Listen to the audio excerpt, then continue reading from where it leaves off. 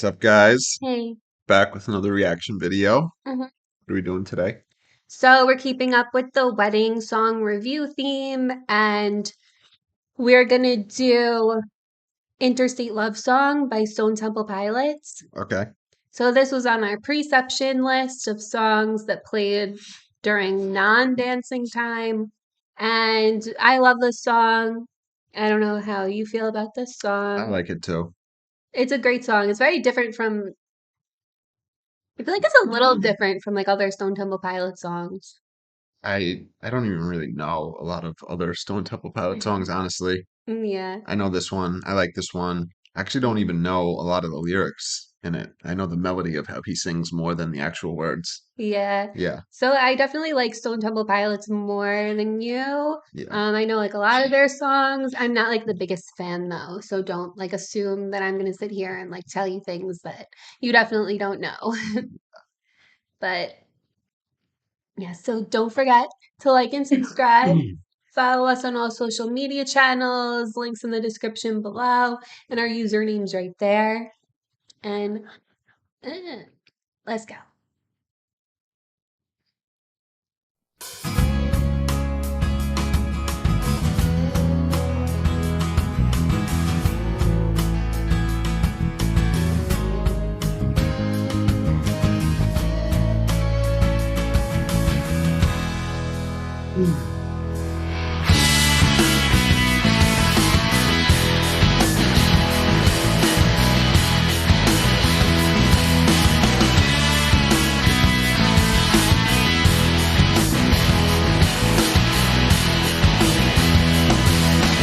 Waiting on a Sunday afternoon for what I read between the lines. The lines.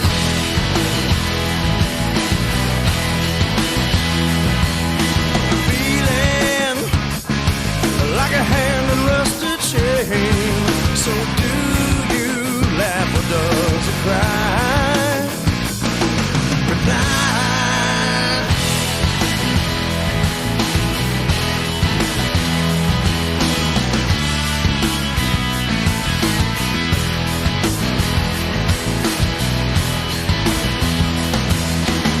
Leaving a southern train only yesterday. You lied. Promises what I seem to be only wash the time go by. All of these things he said to me. Okay, this is a really short song, so I have to stop it right here. Yeah, we listened to most of it already. I know, but we didn't have much lyrics to go over. There's actually a decent amount to break down here, I think. So, really quick, Scott Weiland wrote the song with Stone Temple Pilots, and it's about his heroin addiction, but like mainly it's about how he was lying to his fiance about it, and this is sort of like being told from her perspective That's for cool. the most part. I don't think I knew that. Yeah. So it goes, waiting on a Sunday afternoon for what I've read between the lines. So I feel like if you're reading something between the lines, like you're finding the lie in what someone's saying, or you're seeing the true meaning behind something that isn't conveying what is hidden, like a lie. So, based on the what you just said about this supposing to be from the wife's perspective about his drug use, what I imagine with that information is that she's waiting for him on a Sunday afternoon and she's spoken to him and she's getting the vibe that he's high and Yeah, he's done drugs and he's fucked up and he didn't say it, he didn't come out and say it, no. but she can read between the lines of how he's acting and behaving that this is what happened. You're so much better at explaining what you're trying to explain. So then, oh, this is important as well. So, waiting on a Sunday afternoon for what I've read between the lines, your lies. So, whether it's on the phone or just It's probably on the phone, right? Could be. Because he probably sounds Joe Jobs probably like, hey, like trailing off his words. Like, no, I'm totally fine. Yeah. It's just like people who are heroin addicts, your loved ones, they know when you're on heroin. They just know. Usually they're Because not. you act a certain way and you'll be like, oh no, I'm totally not, I'm totally not. Like it's clear as day. Usually after they've been through it for a while. Because what'll Yeah. happen is like people you're close with every day, sometimes they won't notice. Do you know what I mean? Yeah, I tricked my parents for so long. Not even tricks. Me They just too. didn't know. No, but then once they Pick up finally on it. Yeah. realized and there is this a cycle, then of course they know Well, you also exactly. start getting bad. Like it goes from like being like, oh, like you're fine. You're just, doing whatever you're doing to all of a sudden like locking yourself in your room every day and Yeah. only leaving in the morning every so often, Yeah. getting home, not doing anything else. It's very sick and sad and depressing. Yeah, I remember my dad telling me who he was in AA, which but he said you're the last one to know that you have a problem. Like everybody else around you like sees it and they're like, "Yeah, this dude has a problem," and you're just in denial That's until so you funny. finally acknowledge it. That wasn't the case for me. Yeah. I knew I had a problem way before anyone else did. My friends knew I had a problem too. And the only person to notice was my ama who passed away. She looked at me one day because she came to stay over from Florida and she was like, "You haven't put your makeup on a single day that I've been here. You always put your makeup on first thing in the morning." She's like, "What's going on with you? Like something's wrong." And then like I'm like, I'm fine. There's nothing wrong. And like, eventually she figured it out and told my parents. My parents told her she was crazy. Yeah, because they didn't see it. No. I remember I had relapsed at one point and I was at the gas station in my town and I ran into a girl that I went to high school with and we just spoke for like 2 minutes, like, hey, how you doing? Blah blah blah. And then one of my friends told me like a week or so later, she's like, oh, so and so said that she saw you and you look like shit, like a junkie. And Oof. like you're skinny and stuff. And it's funny because at that point, like my parents didn't say anything, just like you were saying. Like they Kind of didn't happens gradually. because she didn't see me in years. So, oh, this you're obviously fucked up. But my parents, who I was with every day, they didn't see it. You know what I mean? They're also the last to know, really. Other Yeah. people can tell way before they can. So whatever. That's a long tangent for these two lines that we Yeah, just listened to. sorry. I'm Yeah. very sorry about that. Okay. So then he goes, feeling like a hand in rusted chain. So she's feeling like that. She's feeling like she's a shackle on her. A lot of times people who are in the rooms or people who are addicts, like they say that you've like taken a hostage. Yeah. That's kind of what you do when you're in a relationship and you're a drug addict. Like they're just at your mercy. It's interesting though, because this line could also apply to him and his addiction. You know what Yeah. I mean? Being like a No, slave yeah, to it. definitely. Because I think this is like, it's not all just about her. I think it's also like his addiction as well. It's interesting though that the chain is rusted. Like that's important. Do you know what I Like mean? about, because usually when metal is rusted, it's like comes close to being able to break. Yes, but rusted meaning that it's old and it's been there for a while. Do you know what I mean? Like So you're like not going to get it. I guess it go either way because like rusty metal. Have you ever broken something that rusted over? Like I've like snapped things that were metal like in my backyard that just rusted over from being outside for so long. It gets so weak. yeah, but the point which I think he's saying, metal is shiny and that. So if it's rusted, it's been there for a very long time and Yeah, so she's been imprisoned, in this fucked up relationship for a very long time. She's sick of it. true. Yeah. So do you laugh at those who cry? So I guess this can go either way. Like she's asking him, so like, do you not even care how you're making me feel? Or it could be him just like asking his addiction that question. Yeah. I'm actually not sure how to Could interpret be this line. both. It's like, do you laugh at those who cry? Do you like kick people when they're down? Yeah. Or do you just typically like if someone's crying and you're laughing, you just don't give a fuck. Yeah. Like you don't care at all. Mm-hmm. So I think that's what he's saying. Then it goes reply. So answer me, like Yeah, tell me, you know. interesting. Yes. And then we go to leaving on a southern train. Only yesterday you lied. Hmm. So it's kind of like self-explanatory. Her leaving him Yeah, maybe. because of, he's doing drugs again. Yeah, and she's pissed that he's lying. Hmm. He goes, promises of what I seem to be, only watch the time go by. Promises of what I seem to be. So I really connect with this line, but from the perspective of the addict. So promises of what I seem to be. He's talking to her like she thought she had this great guy, this good guy, Yeah, and and he's not. And it only watched the time go by. I mean, he wasn't actually living. You know what I mean? because he's using. He was being an observer of life because he was drugged and sedated, that he wasn't an active participant. He was just watching life go by. Instead of living, he was a slave to the addiction.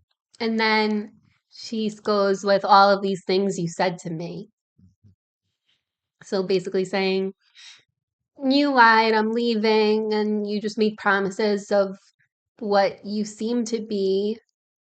Yeah, crazy. These things you said to me. Yeah. Yeah, okay, let's go. We'll probably end up finishing this off. Things you said to me.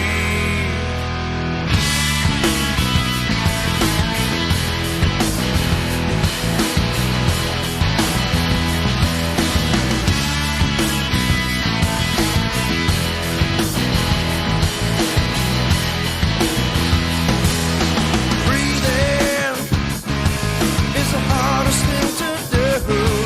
With all I said along the step for you. You lied. Goodbye.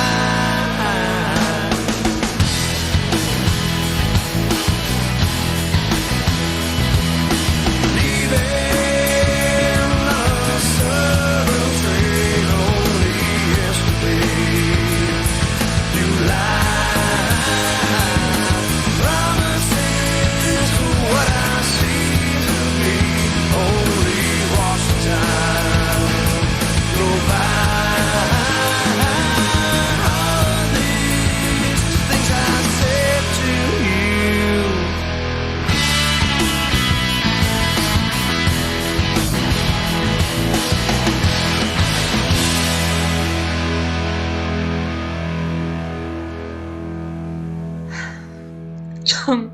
It's done. Okay, so just a few things to unpack here.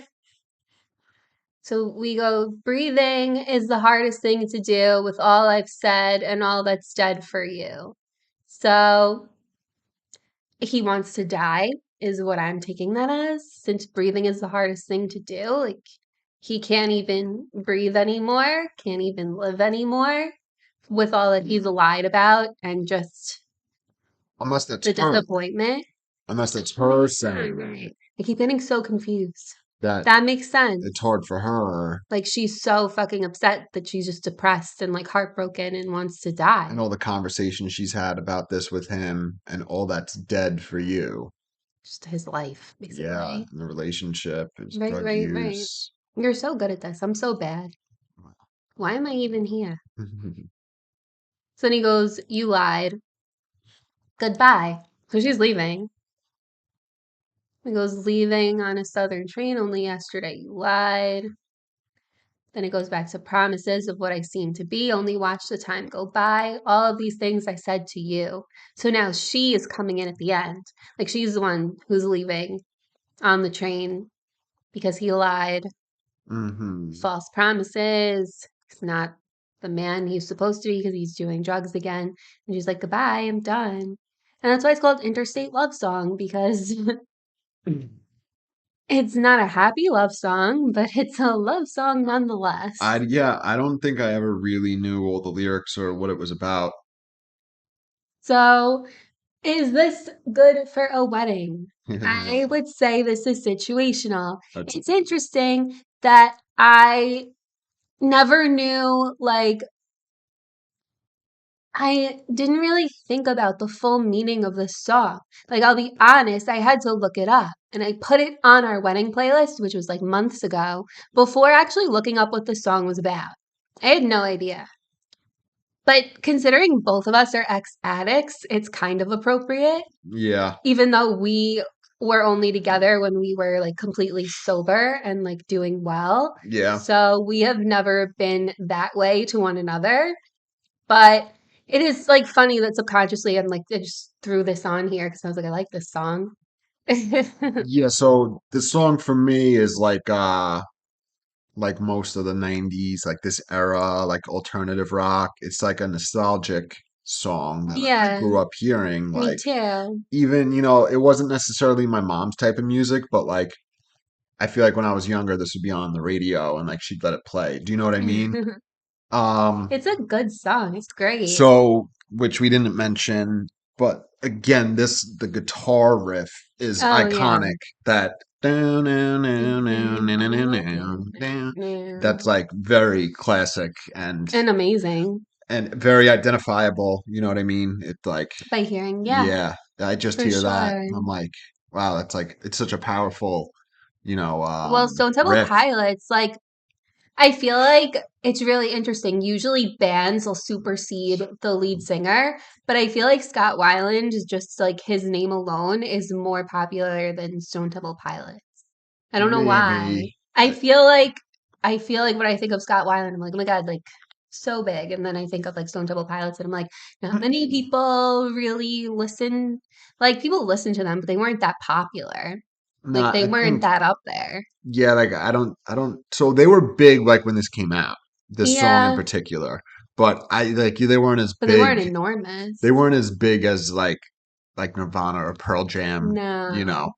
at least I don't remember that. No, I they was weren't. young, but Because it's funny, I used to work at a clothing store and we would do band t-shirts and I was like, oh, we need a Stone Temple Pilots one. And then my boss was like, she was 10 years older than me. So she like actually was grew up with it. growing up in the 90s. Meanwhile, I was only born in the 90s and 92.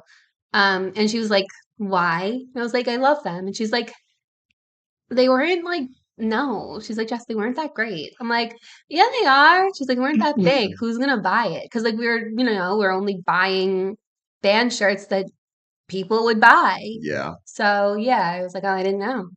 I was too young. I don't even know if I can name another Stone Temple Pilots song. That's how unfamiliar I am with their catalog. Try. Yeah. No, I'm saying like try and think about it. Oh no, I can't. Sex type thing. Wicked Garden. Yeah. I play Wicked Garden all the time. Yeah, I still don't know it. Trying to see what their top You're songs like, are. This has to be their number one that song, right? I Oh, wanna get Plush. next to you. Yes. I know Plush.